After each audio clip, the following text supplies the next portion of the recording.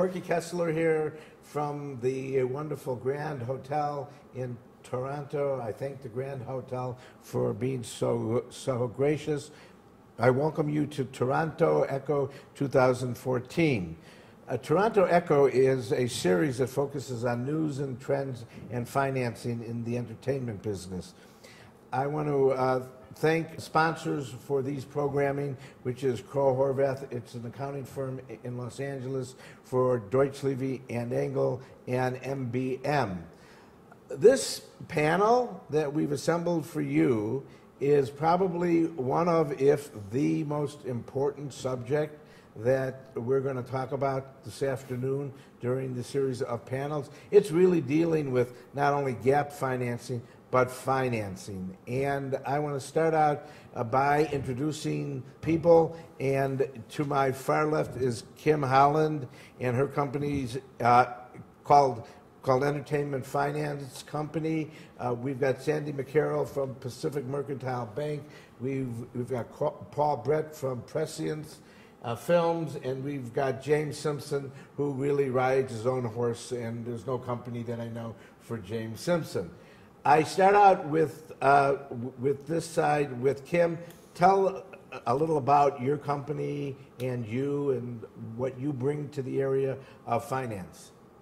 Entertainment Finance works with investment partners in North America and in China and Europe to invest in feature films that have an international marketplace. Sandy? Thank you, Corky. Pacific Mercantile Bank is about $1 billion sized bank headquartered in Costa Mesa, California, which is Southern California.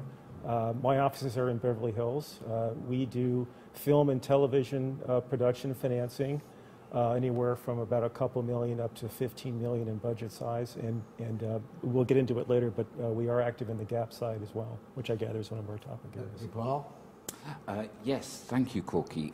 Paul Brett from Prescience, and Prescience is 10 years old, and we've financed more than 40 films in that 10 years. The first one being Tideland, which premiered in Toronto 8 years ago, and we've also got in the market this year Madame Bovary, and we financed films like The King's Speech and Chef, which was released earlier this year. I thought Chef was a very, very fun movie. You did a great job on that. I can hardly take any credit there, but it was certainly, it's very pleasing to see it's the #1 independent film of 2014. Oh, wow. James? I'm an independent producer-director, currently over here making a film in 6 weeks' time in Ottawa and Toronto. And so in calendar for the next 6 months. Okay, the question that I throw out there is, look, everyone who contacts me says to me principally, can you help me find funding? And that's such a general question, but that's asked very often, and it's not an easy answer because everyone's looking for funding. Kim, when do people come to you, and how do they come to you to address funding concerns? Well, they come to us to ask if we can fund their feature film project, but we always tell them that we specialize in finishing funds. We have a couple of different models that we use to fund projects. One is the last 10 to 20%, which could be considered a type of gap financing, where the talent and the distribution and the equity is in place, at least maybe 80 to 90% of that's in place. And they're looking for the last 10 to 20%. It could be because something came up in the course of production and they've overshot their budget, or maybe they're in post and they needed a little bit more for post, or perhaps one of the investors dropped out. We always look at the situation for that. We like to look at that because it is minimum risk for our investors. Do you take first out under that situation?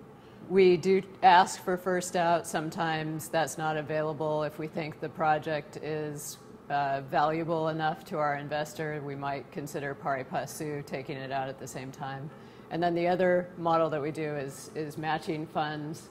Where a project comes to us, we require a minimum 50% of the investment equity attached. And then if it fits our requirements again in terms of talent distribution and the equity 50%, then we look at funding the other half. Now, is there a dollar limit to the budgets that you'll consider funding? Generally speaking, we're looking at between $5 million and about $40 million. Okay. Sandy, at your bank at Pacific, when does someone come to you for a bank to help in the funding aspects, and under what conditions do you do that? Well, ideally, we like to see at least 3 primary territories pre-sold, and that would usually be the United Kingdom, Germany, France, Scandinavia. In some cases, depending upon who the buyer is, Italy or Spain.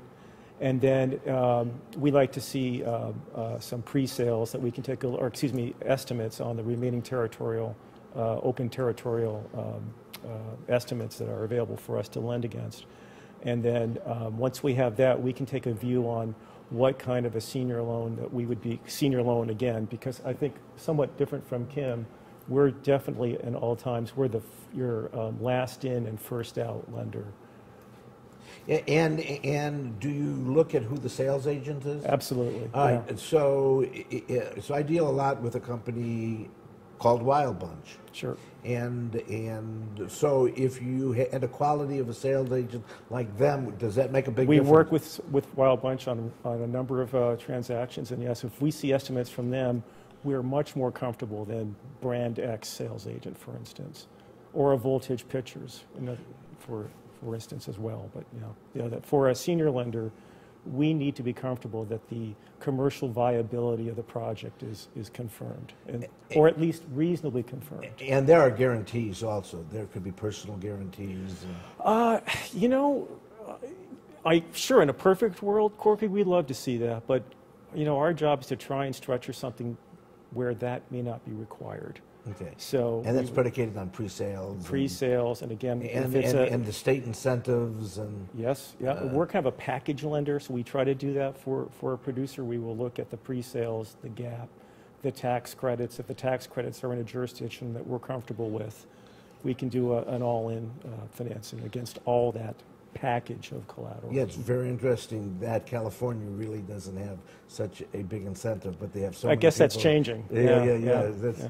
Paul, when do people come to you, or do you only self-develop your own projects? No, we've started to self-develop our own projects, but by and large people come to us, and I come to them, and that's why I'm here in Toronto, not only to support the film, but also to meet with sales agents, to meet with producers, and to scope out what the market is. So we can look at projects which, we've actually bought the rights to books that we're developing and co-producing and developing feature scripts. But much more normally, we're in the same position whereby people are coming to us relatively late in the day to say, in a perfect world, they've got a start date, they've got a budget, they've got a finance plan that makes sense, they've got cast attached, they've got talent attached, and we can then make a judgment based, exactly like you, on the sales agent, and what those numbers are. We would also like 3 territories to be pre-sold, and would respect the sales figures of the big players.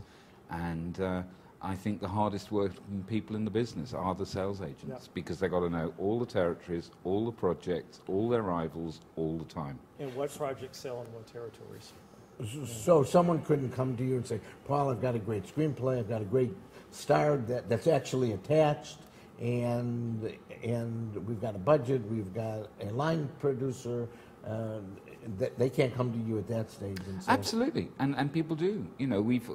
I listen to pitches all the time, and so we've got projects that I've first heard about 8 and 10 years ago, which are still percolating because it can take, you know, I was in a meeting with Screen Australia yesterday, and they were talking about a project that we've only read for the first time 6 months ago, but has been 14 years in development. Wow. And famously, the King's Speech was written decades ago, but they had to wait for the passing of the Queen Mother before they could go into production. So the timing is everything. And exactly like a bank, we love it when you know, a film is fully financed and we're just cash flowing. But that's rarely an opportunity, and it's usually when those elements are placed. So you can see a start date and you can have something tangible, even though, as we all know, all the time the pieces are moving. James, how do you find money for the films that you produce? I mean, you told me that you're doing a film in Korea, you're doing a film here. Where do you find the money, and how do you find the money? I mean, for the producer, I think I think everybody on this panel would agree, it's got harder for producers for lots of reasons. Technology mainly, getting pre-sales, which I know everybody requires on those things, is harder because in terms of harder getting numbers compared to 4 years ago. Right. The numbers are smaller, so we have to pre-sell more, which means that when you've got equity, you're saying, well, hold on, you know, the areas to recoup are lessened. It's still getting the equity that's the key. Everybody requires that cash level. Everybody can come up with ideas, oh, we can enhance this by doing this and this and this, but when it comes to the crunch, all the people sitting around here say, well, hold on, where's your equity? Is it hard cash? And where is it in escrow? Is it real? And it's come down to the same thing for most producers, finding sources, often, you know, wealthy individuals who still, thank goodness, find the entertainment industry interesting.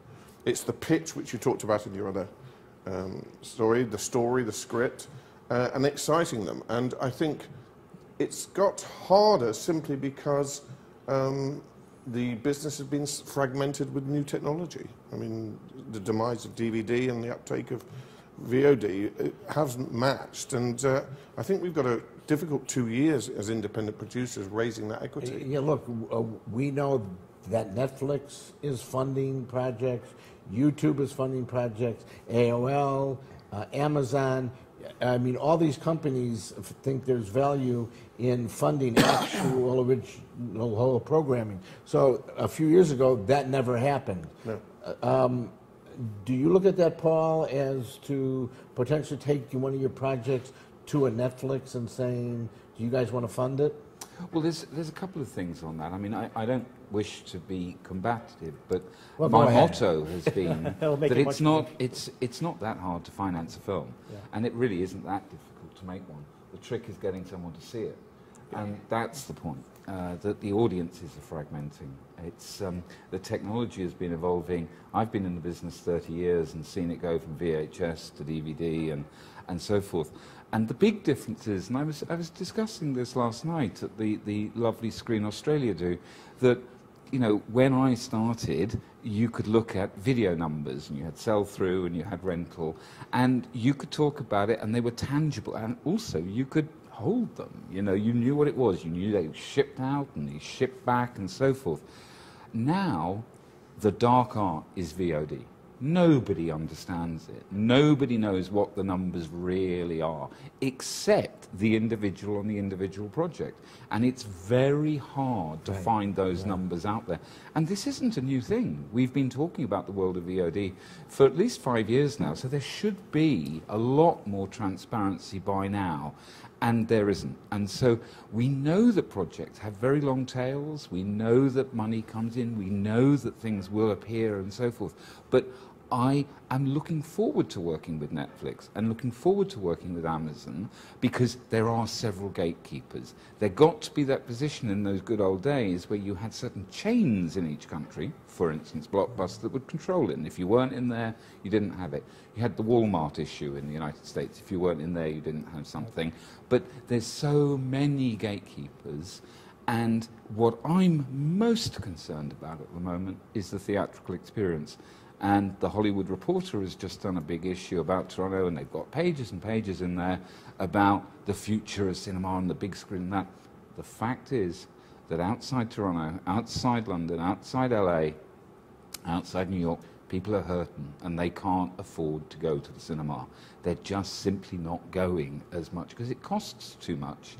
And the experience and watching a film in screens, even my kids, when they're watching a Blu-ray on TV, they've got another screen on their laps.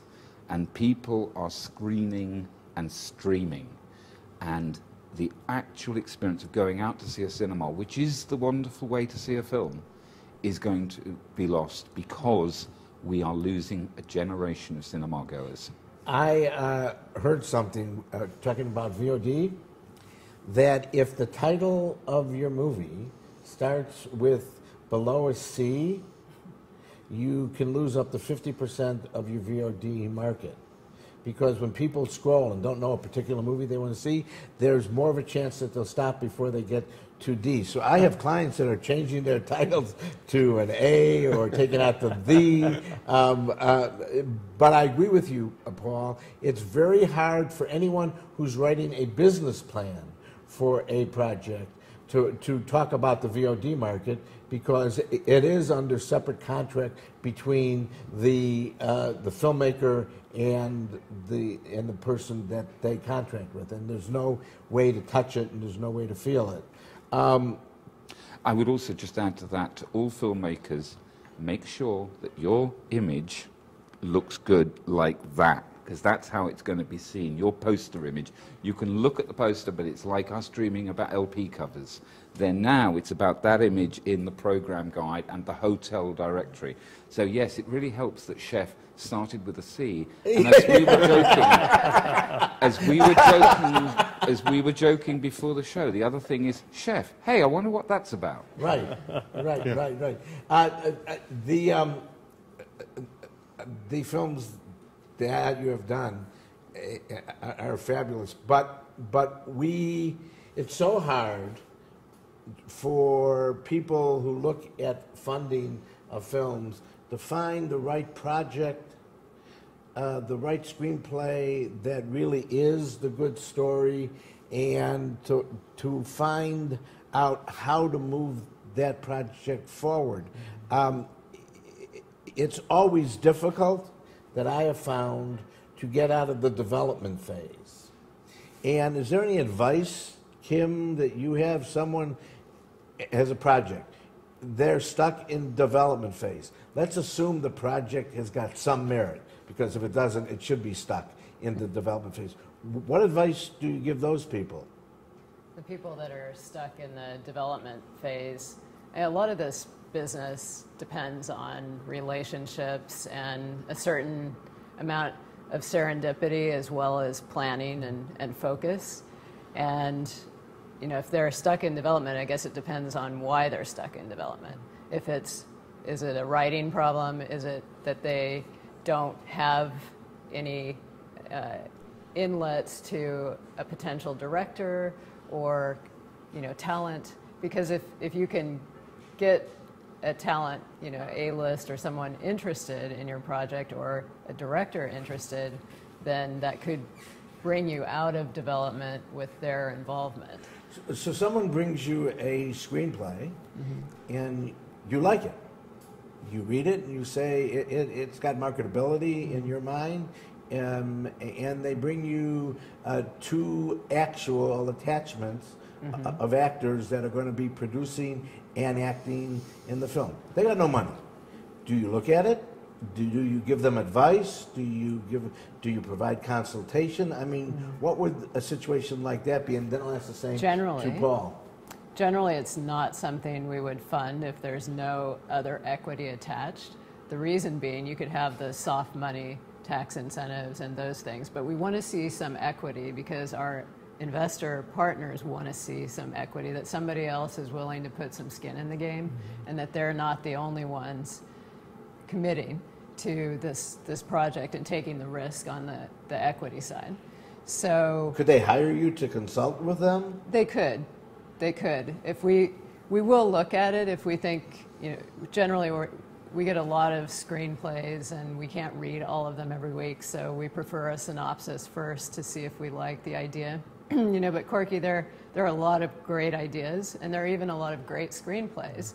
But as Paul was saying, if nobody sees it, if you don't get it out there, then it doesn't matter, right? If you don't have the distribution, if you don't have the business plan in place, really well thought out, then it's like it didn't exist. It's that tree falling in the forest that you don't hear. And that's the biggest change that's in the business, is in the last 10 years, people are getting more professional. And so even the youngest first-timers are coming and realizing that you need something approximating a business plan, because we live in the world of the startup, and kids now aren't necessarily looking to join the blue-chip companies, the Fortune 500. They are going into startups, more and more of them. And that's what a film is. Every time it's a startup.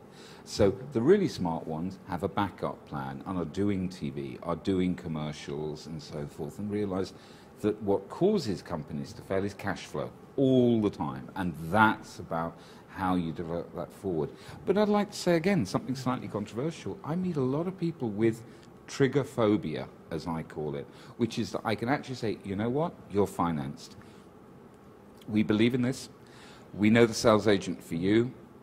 They agree. They think that they can get the pre-sales. They can get the sales estimates that we need. We know some other equity that would be interested in such a project. And we think that this could go. And they'll say, you know what, I think it needs another pass. Because it's so much easier to talk about your project and about the fact that it could star Brad and Angelina, and it could be directed by Spielberg, and it could be on the red carpet, and it could premiere in Sundance, than actually doing it. And so I have come across that far more than Really? I would go to. Oh yeah, there's a lot of people who do love to. There are a lot of people who really do circuit, going around and talking about projects for years and years, because they've got backup, they've got other jobs, they've got other things and so on, and it never actually quite happens. But to what you say, it's almost identical.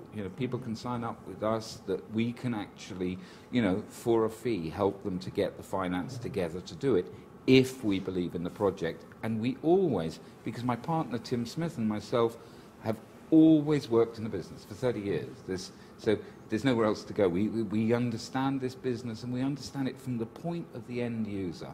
So that is this viable in VOD? Is this going to sit well on Netflix? Is it going to play in a multiplex, or is it going to play in the art house? And that's perfectly viable, because any project can get made as long as you do it for the right price. Right. Are you going to have your company have a presence in the United States? Yeah, we do. Okay, so talk about that. Yeah, we have an office on Wilshire, which is fabulous, and we have 4 staff there, and we see a lot of projects, and we are constantly looking for new forms of finance for the films that we are doing. And what we're really excited about is taking on the challenge. I mean, in 1 year's time, 50% of what we will do will be television. We've just done our first TV, and I had the most fantastic English summer, going around to Kent and Somerset and Gloucestershire and Oxfordshire every week, going to visit Wolf Hall.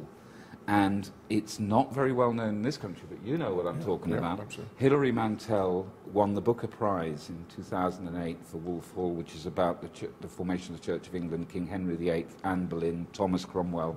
It's Damien Lewis, Mark Rylance, Claire Foy, Peter Kosminski. It's being produced by Colin Callender and Mark Pybus, and it's so straightforward doing that. It's so clear, the numbers, it would just make you... Television still changed to be very bankable. I mean, it hasn't, the whole way TV is structured, of course, makes it a lot easier to understand where the finance is coming from compared to film, which is far more fragmented in a lot of ways. Yeah, television tends to be more of a broadcaster, obviously, Broadcaster business than the film. And it does make my job a little bit easier, obviously. And some content is more suited to television today than a theatrical But release. I've been saying it for years. I said to filmmakers, 4 years, say, you know what, this is better suited for TV. And of course that used to drive people nuts. They thought I was being rude and saying it was second degree. Now, I think now everybody they take it as a realises compliment. all the smart work, and writers love it. you know, because Breaking Bad, 57 hours. You know, you try doing that Game in of 90 Thrones. minutes. Exactly. I mean, Multi-territories. Yeah, I mean, it is so, but it's very interesting. You've had success in the film industry to some degree, but now you're concentrating more in television. We're looking at it because I've spent my career in film in one ways or another, you know, in pay TV, in video, in film, in distribution, working with some really big companies. And the TV world is, you know, it's somewhat more opaque to me, but that said, it's also very open, and the experience with Wolf Hall has just been an absolute delight. But it is partly because we've been filming in the most beautiful houses in the world in a lovely summer with the most fantastic cast, the most fantastic scripts. You know, it really doesn't get any better. It's a very nice way to make a living. But we're looking for that very actively at the moment. We're kicking off our next one, which we'll shoot in Canada, our next TV, and I'm taking as many meetings here about TV project as I am on film. Paul, would you agree that that might position better with the younger demographic, to your point earlier about film, the cinematic experience becoming too expensive, and obviously television isn't anywhere near. Well, I just want to go back to that point about cinema being too expensive, because it isn't just about demographic. I'm saying that kids understand that. You know, that whole thing about the tech is that, you know, they understand this and can get all that they sort speak of stuff. the language. But it's also, you know, the fact is, all of us have got great home entertainment systems. We've also probably got wine cellars of some sort or another. And, you know, just to sit there with a glass of wine with your partner watching stuff on the TV, when it's such a hassle, you know, going to the cinema, and that the cost of it is a part of that. But it's also the going out, getting back, the babysitter, the parking, the meals, and all of this.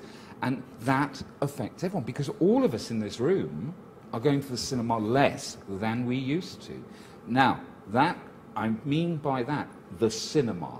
We all go to screenings all the time, and I'm very lucky I have cinema passes and so forth. So I'm not talking about the dollar, I'm referring to the fact that out there beyond our industry, the actual cinema ticket experience is something that it affects us, because of course you're going to see Star Wars Episode 7 in the cinema. Of course you're going to see Batman vs Superman in the cinema, because that's how to experience it.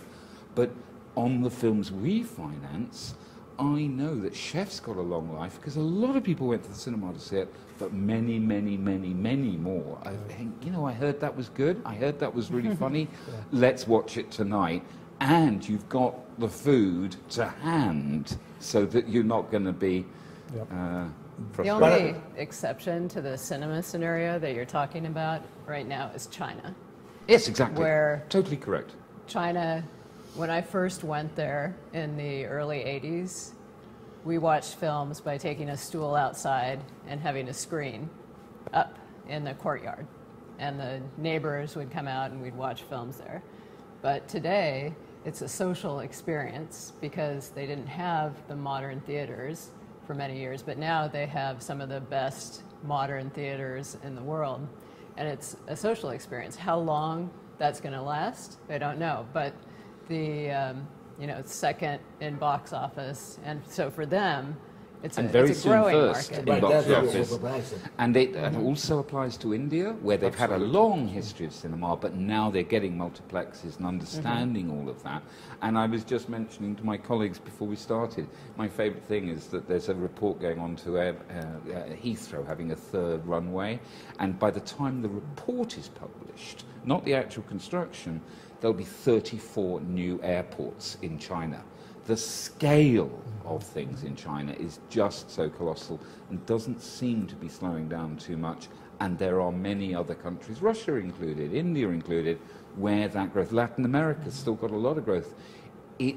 Our industry can be a little bit focused on Beverly Hills and London. James, I want to go back to, do you find projects come to you, and then why do you go to Korea? Why do you come here? Why don't you do it in London, where you have an office? Frequent flyer miles.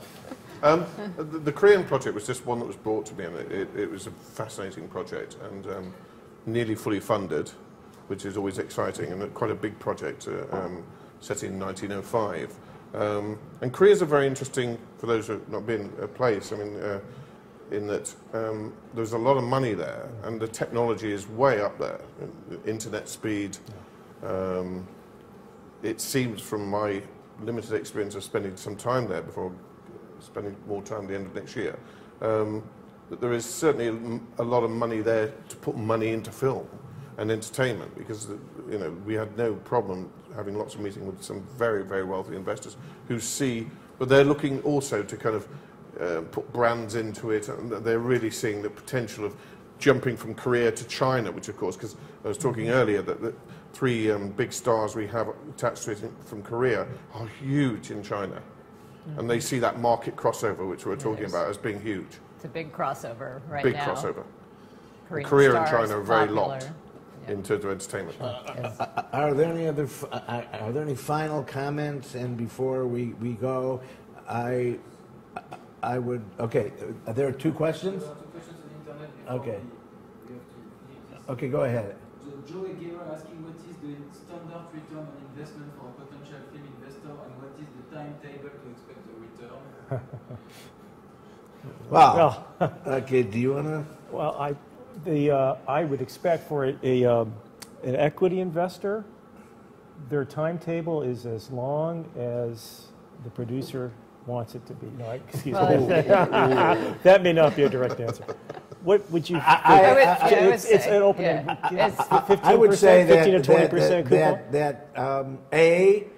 If you spend your money in a state in the United States that gives money back for spending, it could be as soon as 6 months before you get some money back to those investors. There are states that give you back 30%, 35%, 40%, and so the answer to that question, you can get some money back fairly soon. As to revenue from the film itself, it depends on the channels of distribution, where you're going. Will it be in theaters? Will it go right to television? Will it go right to cable? Is it a film that could be a major film at a Sundance or Toronto or a Cannes or a Venice? And then there are buyers there. I'll give you an example. Many years ago, there is a filmmaker who has since passed away who did 2 movies, Personal Velocity and Tadpole. Tadpole was $125,000 and Personal Velocity was $150,000. He took his camera, he went in New York and got his actor friends, they were B actors and actresses, and he made the 2 movies.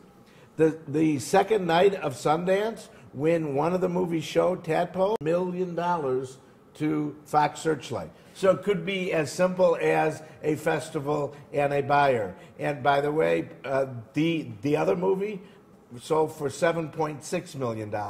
So it depends. So you can never promise your investor what they're getting back, except if you film in a friendly state in the United States that has a substantial incentive, assuming you follow the rules of the state incentive, then you can get some money back. That's assuming you're not using any of that funding to make the movie. Yeah, I don't advise my clients to really do that, to pre-sell it. But Thank you. The second question is Jean-Jacques Labarrière for Kim. Who is typically the first private equity investor that would risk his skin before your investors would risk theirs? I didn't hear. Who's the typical first equity investor that will risk their skin before you risk yours? Well, when I He's grabbed, asking me. Yeah, he's asking me. Well, actually, those people are people that the producer finds on their own. And it may be a personal connection or someone they've been introduced to. It could be another fund. If there's an A-list director or A-list talent, then they may have an easier time getting that first equity investor. There may actually be 3 equity investors, and we come in at the end. So it just depends on the situation. And when I draft the investor documents, there's no first in, first out. The money's escrowed, so the first investors don't worry about their money being spent until a certain threshold is met within a certain period of time. So no investor is going to risk being out their money until we break escrow at some meaningful time. Okay, thank you. Thank you. Thank you. Thank you. Okay. Thank you, That's Corky. hot. Thank you. Thank you. Thanks, Corky. Good to meet you.